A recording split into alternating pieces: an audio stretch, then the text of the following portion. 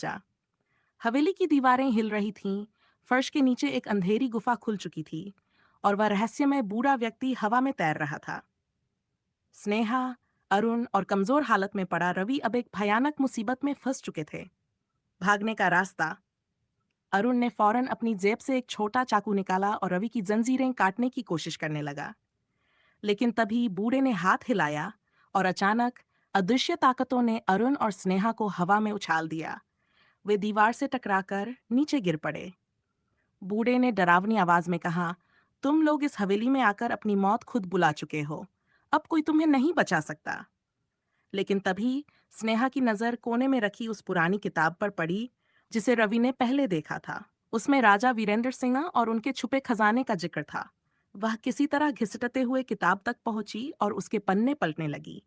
एक पेज पर लिखा था, जिसने इस हवेली के रहस्य को खोला वह तब तक मुक्त नहीं हो सकता जब तक कि राजा की आत्मा को शांति न मिले। सच्चाई का खुलासा। स्नेहा को अचानक समझ आ गया कि यह बूढ़ा कोई और नहीं बल्कि राजा वीरेंद्र सिंह की आत्मा थी, जो अपने खजाने की रक्षा कर रही थी। उसने जोर से कहा, हम तुम्हारे खजाने को लेने नहीं आए हैं, हमें बस अपने भाई को लेकर यहां से निकलना है। बूढ़े की आंखें लाल हो गईं। झूठ, हर कोई मेरे खजाने के पीछे ही आता है। नहीं, स्नेहा चिल्लाई। उसने किताब में लिखा मंत्र जोर जोर से पढ़ना शुरू कर दिया। जैसे ही उसने आखिरी शब्द कहा, हवेली में भयंकर तूफान उठा। दीवारें और दरवाजे तेजी से हिलने लगे और बूढ़े की आत्मा दर्द में चिल्लाने लगी, नहीं, ये नहीं हो सकता, मैं मुक्त नहीं होना चाहता।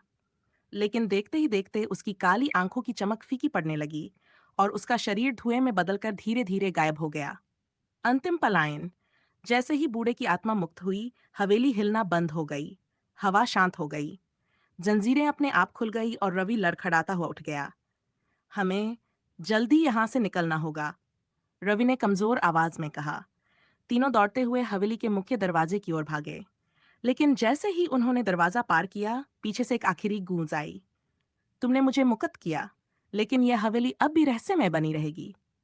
और फिर एक तेज झोंके के साथ हवेली का दरवाजा अपने आप बंद हो गया।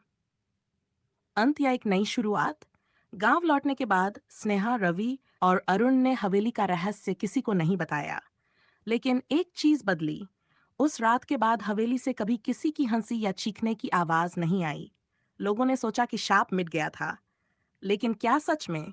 क्योंकि कुछ दिनों बाद एक अन्य साहसी यात्री ने हवेली के अंदर कदम रखा और वह फिर कभी वापस नहीं आया।